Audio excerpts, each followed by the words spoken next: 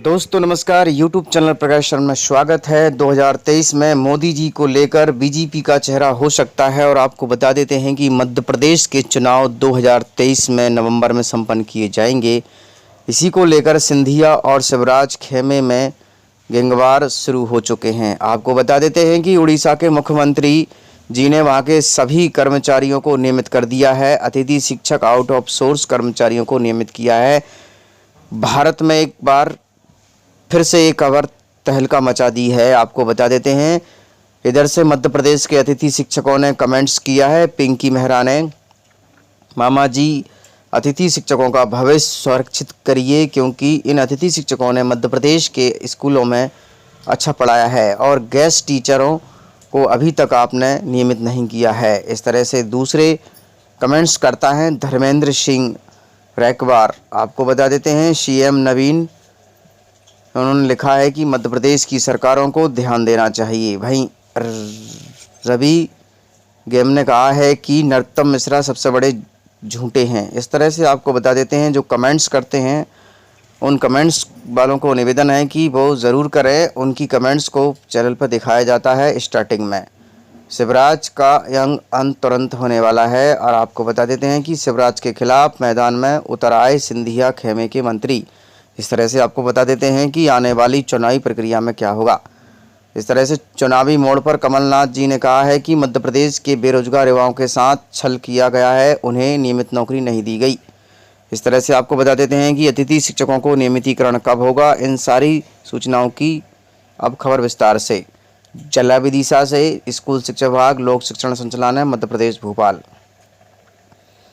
श्री लोक शिक्षण संचालनालय आयुक्त के द्वारा भोपाल मध्य प्रदेश के द्वारा निवेदन किया गया था कि अतिथि शिक्षक विदिशा जिले के तेवंदा ग्राम बरो मेरे द्वारा 2018 में पढ़ाया गया था, किंतु उसका मानदेय अभी तक भुगतान नहीं किया गया। तो क्यों नहीं किया गया, इस तरह से आपको बता देते हैं। कार्यालय आयुक्त कोष एवं लेखा मध्य प्रदेश, वर्तमान 20/10/2022 की मुख्य खबर निकल कर आती है। मध्य प्रदेश के कौशल अधिकारी मध्य प्रदेश के द्वारा माह अक्टूबर 2022 के भुगतान माह नवंबर के वेतन भुगतान संबंधी में निवेदन किया गया है कि प्रत्यक्ष दीपावली के परिप्रेक्ष्य रखते हुए सभी आउटसोर्स कर्मचारी एवं अतिथि शिक्षकों का सितंबर और अक्टूबर का मानदेय भुगतान कर दिया जाए, ताकि लोगों की दीपावली अच्छे से मन सके और दीपावली के शुभ अवसर पर वे हमेशा खुश रहें। इस तरह से मध्य प्रदेश के सभी विभागों की सैलरियां दीपावली के 1 दिन पहले या 2 दिन पहले उनके खाते में पहुंच जाएगी। यदि नहीं पहुंचती है तो इसका जिम्मेदार लेखा जोखा बाबू होंगे। आउट ऑफ सोर्स कर्मचारी संबंधी माह अक्टूबर और माह नवंबर 2022 के परिप्रेक्ष्य में बताया गया है कि मध्य प्रदेश के सभी कर्मचारियों को समय समय पर सैलरी दी जाए। कभी भी किसी भी कर्मचारियों को 1 या 2 मंथ के बाद सैलरी नहीं देना चाहिए। इससे उसके घर में लड़ाई झगड़े उत्पन्न हो जाते हैं और इधर उधर से उधारी होने के कारण उसे बहुत सारे ताने सुनने पड़ते हैं। इस तरह से नौकरी करने का कोई औचित्य नहीं रह जाता।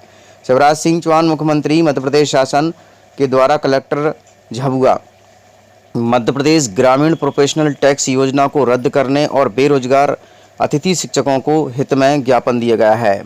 जैसा कि आपने मध्य प्रदेश की जनता के समक्ष किसान को पुत्र बताते हैं, उसी तरह से अत्यंत दुख के साथ सूचित करना पड़ रहा है और पीड़ा जताते हुए कि अतिथि शिक्षकों को 14-15 वर्ष काम करते हुए है।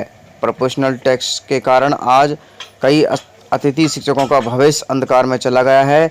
इस कारण से हमारे मध्य प्रदेश के अतिथि शिक्षकों के साथ दुराचार का भाव हुआ है और उस मध्य प्रदेश के अतिथि शिक्षकों के लिए आपने आज तक कुछ नहीं किया। वर्ग 1 में 9,000, वर्ग 2 में 7,000, वर्ग 3 में 5,000 रुपये देकर मध्य प्रदेश के अतिथि शिक्षकों को समझा दिया। यह तो आपकी कागजी कार्रवाई रही। हकीकत तो यह है कि किसी भी मध्य प्रदेश के अतिथि शिक्षक को पूरी सैलरी नहीं मिलती है, क्योंकि आप लोग उस सैलरी का अंश काट लेते हो। हर मंथ में 4 संडे पड़ते हैं, 1-2 त्यौहार वो पड़ जाते हैं। इस तरह से 10 दिन की आप सैलरी काट लेते हो और अतिथि शिक्षकों की सैलरी कभी 8,000, कभी 5,000 और कभी 4,000 सैलरी पड़ती है। क्या इससे उसके घर चल पाएगा? बड़े शर्म की बात है। मध्य प्रदेश के माननीय मुख्यमंत्री जी से निवेदन है कि हमारे मध्य प्रदेश के अतिथि शिक्षकों की सैलरी को बढ़ाकर दिया जाए या फिर हमारे मध्य प्रदेश के अतिथि शिक्षकों को नियमित किया जाए, क्योंकि 14-15 वर्षों से हमारा अतिथि शिक्षक संघ मध्य प्रदेश के सरकारी स्कूलों में पढ़ा रहा है तो उसके लिए मध्य प्रदेश की सरकार को सोचना चाहिए। आपको बता देते हैं कि छत्तीसगढ़, उड़ीसा, हरियाणा, पंजाब, मेघालय आदि सरकारों ने वहाँ के आउटसोर्स कर्मचारी एवं अतिथि शिक्षकों को नियमित कर दिया है, तो मध्य प्रदेश में अतिथि शिक्षकों को नियमित क्यों नहीं किया गया? अब बात कर लेते हैं हम हमारे प्राइम मिनिस्टर मोदी जी के विषय में। आपको बता देते हैं कि ऐसा देखने का मिला है कि जहाँ पर मोदी जी गुजरात में गए, वहाँ पर मोदी जी टेंट में बैठे और उस टेंट को ही स्कूल बना दिया गया है। यहाँ तक कि आपको बता देते हैं कि बच्चे से लेकर खिड़की पूरी व्यवस्थाएं उन्होंने सिर्फ और सिर्फ ऐसे ही आर्टिफिशियल से भर दी। और इसकी पूरी जानकारी कुमकुम बम्बाल लेकर आई हैं। आइए मिलाते हैं कुमकुम बम्बाल से। दोस्तों, मेरा नाम है कुमकुम बिंदवाल। गुजरात चुनाव में जब से आम आदमी पार्टी की एंट्री हुई है, तब से जानकार इसे बीजेपी वर्सेस कांग्रेस के बाद अब त्रिकोणीय मुकाबला बना रहे हैं। मतलब बीजेपी वर्सेस कांग्रेस वर्सेस आम आदमी पार्टी। ये आम आदमी पार्टी का ही असर है कि पीएम मोदी को गुजरात आकर शिक्षा पर बात करनी पड़ रही है। बाकायदा मिशन स्कूल ऑफ एक्सीलेंस का शुभारंभ करते हुए क्लासरूम में बैठना पड़ गया। लेकिन ये क्लासरूम जिसमें बच्चों संग पीएम बैठे, क्या ये नकली था? ये सवाल उठ गया है इन तस्वीरों के साथ। दोस्तों, ये वीडियो जारी किया गया है गुजरात के आम आदमी पार्टी के नेता मनोज सुथारिया ने। इन तस्वीरों में आप साफ देख सकते हैं जिस क्लासरूम में दरअसल पीएम मोदी बैठे हैं वो तो टेंट में बनाया गया है, जो पीएम के जाने के बाद उठवा दिया गया। कुछ ये हालत हो गई जब ये टेंट उठा तो, यानी कि ये वो शामियाना वाला जुगाड़ था जो खास पीएम के लिए ही सजाया गया था, जिसमें माहौल बनाने के लिए 4-5 बच्चों को बिठाया गया, सामने टीचर को खड़ा किया गया और तो और पीएम ने बैठकर यहाँ फिर फोटो खिंचवाई। और सुनिए, इस वर्चुअल क्लासरूम में खिड़की तक नकली थी। इस वीडियो को शेयर करते हुए आम आदमी पार्टी के नेता मनोज सुथारिया ने कहा, इतना बड़ा धोखा। चुनाव जीतने के लिए गुजरात की जनता के साथ स्कूल के नाम पर छल किया जा रहा है। भ्रष्ट भाजपा सालों से यही करती आई है। इस बार जनता समझ गई है, इस बार जवाब जरूर मिलेगा। दोस्तों, मेरा सवाल बड़ा सीधा है, इस सब की जरूरत क्या थी? क्या गुजरात में एक अदद स्कूल नहीं है क्या जहां पीएम बैठ सके? क्या पीएम को किसी असली स्कूल में नहीं बैठाया जा सकता था? अरे पीएम ने अगर किसी क्लासरूम में बैठना ही था तो क्या असली क्लासरूम वो नहीं हो सकता था? क्या देश के प्रधानमंत्री टेंट वाले इस क्लासरूम में बैठे फोटो खिंचाते हुए शोभा दे रहे हैं? अरे कोई और बोले उससे पहले क्या पीएम मोदी को खुद ऐसे किसी टेंट वाले क्लासरूम में एंटर करने से इनकार नहीं कर देना चाहिए था कि मैं नहीं जाऊंगा ऐसे किसी क्लासरूम में, नकली क्लासरूम में जो मेरे बाद उठ जाना है? पीएम गए तो टेंट भी उठा दिया गया जैसे कोई इवेंट निपट गया हो। और ये कौन सा स्कूल ऑफ एक्सीलेंस है जो कि टेंट में खड़ा कर दिया गया? क्या 24 साल में गुजरात में बीजेपी की सरकार के पास दिखाने के लिए एक असली स्कूल नहीं है जिसमें पीएम बैठकर शिक्षा को लेकर देश में बड़ा संदेश दे पाते? कमेंट बॉक्स पे जरूर लिखिएगा, क्योंकि ये मुद्दा बेहद गंभीर है। ये मुद्दा है एजुकेशन का, शिक्षा का, जिसको लेकर देश में एक बड़ी जागरूकता की बहुत जरूरत है। और अगर देश के प्रधानमंत्री टेंट वाले किसी क्लास में बैठकर स्कूल ऑफ एक्सीलेंस की बात, क्या बात है, ये प्रदर्शन क्यों कर रहे हो? क्योंकि हमें गर्वित हुआ जब उनके बीच में आया। छोटे छोटे बच्चे गोदी में हैं बेटियों के। हमें तकलीफ है। क्या तकलीफ है? हमारी मांगे पूरी करो। मांगे क्या है? आपके साथ सड़क पर अकेले मत समझना, आपके साथ सड़क पर ज्योतिरादित्य सिंधिया भी उतरे। इंकलाब जिंदाबाद। हाँ, वो तो ठीक है, पर मांगे क्या है? तानाशाही नहीं चलेगी। किस सरकार है, इन्होंने अतिथि विद्वान अतिथि शिक्षकों की हत्या करने का प्रयास किया। ये आत्महत्या नहीं है, ये कांग्रेस की सरकार और कांग्रेस के नेताओं द्वारा की गई हत्या है। कांग्रेस के नेताओं पर हत्या का प्रकरण दर्ज होना चाहिए। ये कोई छोटा मोटा मामला नहीं है। 50 दिन से अतिथि शिक्षक और अतिथि विद्वान बैठे हुए कांग्रेस की सरकार के कानून में जू नहीं रह गई। आप आईफा अवार्ड आयोजित करने की बात करते हो, जिनका रोजगार लगा उनको रोजगार उनका बचा नहीं पा रहे, और कह रहे हैं आईफा अवार्ड से रोजगार मिलेंगे। हीरो हीरोइनों के साथ घूमने फिरने से रोजगार मिल जाते हैं। का फोटो, अब तो आपकी सरकार है, अतिथि शिक्षकों का नियमितीकरण का करो, आपके हाथ में है। माननीय विश्वास सारंग जी, तो फिर ये क्या है 2022? शर्म आनी चाहिए कांग्रेस की सरकार। किसकी? किसी की। अरे मांगे तो नीति में नियमितीकरण होना और न होना ये अलग बात है। तो बताओ। अंग्रेजों भारत छोड़ो। भारत छोड़ो। पर किसी सरकार के एक नुमाइंदे को इतनी फुर्सत नहीं कि बीच में आ जाए। ये वही नरोत्तम मिश्रा जी हैं जो 2019 में अनिश्चितकालीन हड़ताल में अतिथि शिक्षकों के बीच आए थे और बड़ी बातें कर रहे थे कि अतिथि शिक्षकों के लिए नियमितीकरण होना ना होना एक बात है। अब तो आपकी सरकार है बीजेपी, आप नियमितीकरण करवा सकते हैं और आप मुख्य व्यक्ति भी हैं। ये मुख्यमंत्री, ये उच्च शिक्षा मंत्री एक दिन के लिए भी ऐसी ठंड में बाहर नहीं निकले। ये 29 दिन से पड़े हुए हुई सरकार को आज कम से कम पूरे 2 साल से ज़्यादा हो चुके हैं। माननीय नरोत्तम मिश्रा जी, अब तो आपकी सरकार है और आप सत्ता में बैठे हो। मध्य प्रदेश के अतिथि शिक्षकों को नियमितीकरण करवाने में आपका सबसे बड़ा हाथ है। आप चाहें तो 2 मिनट में अतिथि शिक्षकों को नियमितीकरण करवा सकते हैं। नरोत्तम मिश्रा जी, कोई बात नहीं, सरकार को समय नहीं होगा, बहुत ज़्यादा व्यस्त हैं झूठ बोलने में, तो प्रशासन के किसी को भेज देते, पीएस को भेज देते, सचिव को भेजते, कमिश्नर को भेजते, किसी को नहीं भेजा। दोस्तों इस वीडियो को पूरा ध्यान से देखें और अपने दोस्तों में जरूर साझा करें और कमेंट्स करके हमें लिखें कि यह एडिटिंग सही है या नहीं है। नवीन पटनायक जो उड़ीसा के मुख्यमंत्री हैं, उन्होंने वहाँ के सारे अतिथि शिक्षकों को नियमितीकरण कर दिया है और जितने भी आउट ऑफ सोर्स से काम कर रहे थे सभी को दीपावली के शुभ अवसर पर एक गिफ्ट मिला और उन्हें नियमितीकरण कर दिया है। और इस तरह से चलिए अब आपके लिए ले चलते हैं मध्य प्रदेश के मुख्यमंत्री श्री शिवराज सिंह चौहान, और क्या कहते हैं, उन्होंने एक नंबर दिया है जिससे मुख्यमंत्री के द्वारा हम अपनी समस्याओं को सुलझा सकते हैं। और इसी तरह से आपको बता देते हैं कि अतिथि शिक्षकों को नियमितीकरण करने के लिए क्या योजनाएं बनाई जा रही हैं, क्या बनाई जाएंगी। इस तरह से आपको बता देते हैं, हमारी दुआ यही है कि हमारे मध्य प्रदेश के अतिथि शिक्षकों का जल्द से जल्द नियमितीकरण हो और हमारे मुख्यमंत्री के द्वारा हमारे अतिथि शिक्षकों का भविष्य सुरक्षित किया जाए, क्योंकि 16 वर्षों से पढ़ा रहे अतिथि शिक्षकों को आज तक कुछ नहीं मिला है। इस तरह से माननीय मुख्यमंत्री जी से बार बार निवेदन है कि वो हमारे मध्य प्रदेश के अतिथि शिक्षकों को जल्द से जल्द नियमितीकरण करें और सरकारी स्कूलों में पढ़ा रहे शिक्षकों के द्वारा जो आज डॉक्टर इंजीनियर बन चुके हैं, और सतना के जिला शिक्षा अधिकारी ने कहा था कि यह शिक्षक जो हैं वो रीढ़ की हड्डी हैं, इस बात को आज तक भी किसी ने दोहराया नहीं, फिर भी आपको यूट्यूब चैनल प्रकाशना के माध्यम से दोहरा रहे हैं। और इधर ज्योतिराज सिंधिया जी ने सड़क पर उतरने को कहा था, किंतु वे आज तक सड़क पर नहीं उतरे और आज हमारा मध्य प्रदेश का अतिथि शिक्षक संघ सड़कों पर फिर रहा है एक नियमितीकरण की मांग को लेकर।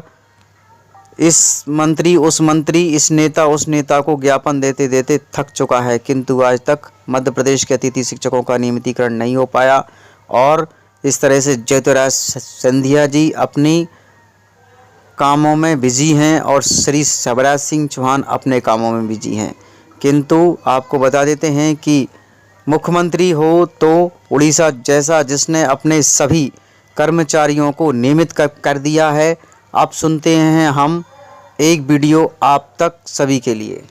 उड़ीसा में आउट ऑफ सोर्स कर्मचारी एवं अतिथि शिक्षकों को दिया दीपावली का नया तोहफा, नियमितीकरण। और मध्य प्रदेश की सचेत करते हुए लिखा है कि मध्य प्रदेश के मुख्यमंत्री श्री शिवराज सिंह चौहान भी मध्य प्रदेश के अतिथि शिक्षकों और आउट ऑफ सोर्स कर्मचारियों को नियमित करें, क्योंकि आपको बता देते हैं कि दिल्ली, हरियाणा, छत्तीसगढ़ एवं पंजाब और अब उड़ीसा के मुख्यमंत्री ने कर दिया है, तो मध्य प्रदेश के मुख्यमंत्री श्री शिवराज सिंह चौहान भी अतिथि शिक्षकों का नियमितीकरण कर सकते हैं। दोस्तों, मेरा नाम है कुमकुम बिनवाल। देश का शायद ही कोई राज्य होगा जहां कॉन्ट्रैक्ट में भर्तियां नहीं होती हैं। पहले जल्दबाजी में, कम सैलरी में अलग अलग विभागों में सरकार कॉन्ट्रैक्ट में भर्तियां करती है, फिर सालों तक वो कर्मचारी उसी सैलरी पर काम करते रहते हैं, उनकी नौकरी भी पक्की नहीं होती है।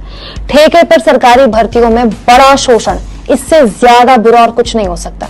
हिंदी पट्टी के ऐसे कई राज्य हैं जहां ऐसे कर्मचारियों के आंदोलन की खबरें आती रहती हैं, खासकर चुनाव के वक्त। लेकिन इन सब के बीच एक राज्य के मुख्यमंत्री ने एक ऐसा फैसला लिया है जो तमाम राज्यों के मुख्यमंत्रियों के लिए एक मिसाल है। दोस्तों, ओडिशा के मुख्यमंत्री नवीन पटनायक ने दिवाली से पहले अपने राज्य के कॉन्ट्रैक्ट के कर्मचारियों को गिफ्ट देते हुए 57,000 कॉन्ट्रैक्ट पे काम करने वाले कर्मचारियों को परमानेंट करने का ऐलान कर दिया। और सुनिए, नवीन पटनायक ने ऐलान किया है कि ओडिशा में अब ठेके पे कोई भर्ती कभी नहीं होगी। दोस्तों, ये फैसला ओडिशा सरकार पर 1,300 करोड़ रुपए का एक्स्ट्रा बोझ लगाएगा। फिर भी सीएम ने फैसला लिया जो कि ऐतिहासिक है। नवीन पटनायक दोस्तों देश के उन कुछ चुनिंदा मुख्यमंत्रियों में से हैं जिनके ना तो आपने कभी अखबारों में बड़े बड़े एड्स देखे होंगे, ना ही टीवी में उनके लंबे चौड़े भाषण आपने देखे होंगे, क्योंकि वो विज्ञापनों पे पैसा नहीं खर्च करते। बिना किसी शोर शराबे के पिछले 22 सालों से नवीन बाबू ओडिशा को एक बीमार राज्य से देश के सबसे तेजी से आगे बढ़ने वाले राज्यों में से एक बना रहे हैं। जब भी कोई बेस्ट सीएम वाला डेटा निकल कर आता है, कोई भी एजेंसी ऐसा कोई रिसर्च करती है ना, नवीन पटनायक नंबर 2, नंबर 1 और नंबर 3 की लिस्ट में से एक होते हैं। दोस्तों जब भी कोई नेता 22 सालों तक मुख्यमंत्री जैसे पद पर रहता है ना, तो उसमें घमंड आ जाता है, अहंकार आ जाता है, वो जनता से दूर हो जाता है। ये होता है, हर किसी के साथ होता है। लेकिन नवीन पटनायक ने ऐसे किसी अवगुण को खुद को छूने भी नहीं दिया। क्या आप जानते हैं, नवीन पटनायक शायद देश के इकलौते ऐसे मुख्यमंत्री हैं जो अपनी राज्य की भाषा नहीं बोल सकते, नहीं आती उनको बोलनी, लेकिन उससे ऊपर जाकर नवीन पटनायक ने अपने राज्य के लोगों के मन की बात समझी और पूरी तरह से कॉन्ट्रैक्ट भर्ती ही अपने राज्य में खत्म कर दी। दोस्तों ज्यादा पुरानी बात नहीं है जब प्रधानमंत्री नरेंद्र मोदी ओडिशा गए और नवीन पटनायक सरकार से बात की और कहा कि एक चक्रवाती तूफान आने वाला था ओडिशा, उसको लेकर बातचीत हुई पीएम मोदी और सीएम नवीन पटनायक की। और पीएम मोदी ने कहा कि केंद्र सरकार आपको 500 करोड़ रुपए की मदद देती है, पीएम ने ऐलान किया, और अगर आपको जरूरत होगी तो हम आपको और मदद देंगे। जानते हैं जवाब में सीएम नवीन पटनायक ने क्या कहा पीएम मोदी को? नवीन पटनायक ने प्रधानमंत्री का धन्यवाद किया और कहा कि ओडिशा को आर्थिक सहायता की जरूरत नहीं है, होगी तो मांग लेंगे। दोस्तों अपने राज्य में कॉन्ट्रैक्ट पर काम करने वाले कर्मचारियों को जितना पैसा खर्च करके नवीन पटनायक ने नियमित किया है ना, उतना तो हिंदी पट्टी वाले राज्यों की सरकारें अपने प्रचार में चैनलों और अखबारों में बांट देती है। इन सब के आगे नवीन पटनायक एक मिसाल है, जिन्होंने बस अपने फैसलों के बूते 22 साल तक सीएम रहने के बावजूद अपनी लोकप्रियता बनाए रखी। पॉलिटिक्स हो तो ऐसे ही।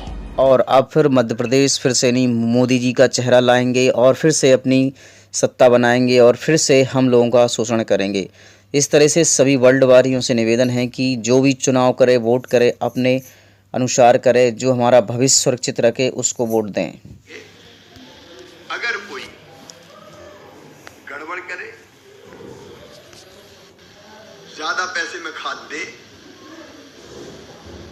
तो मैं आपसे निवेदन कर रहा हूं, एक टेलीफोन नंबर आपको दे रहा हूं। आपको दिक्कत हो या कोई गड़बड़ कहीं से आए की खबर आए, तो आप 07 55 267 8403 इस पर जरूर सूचना देना। Thanks for watching, like and comments.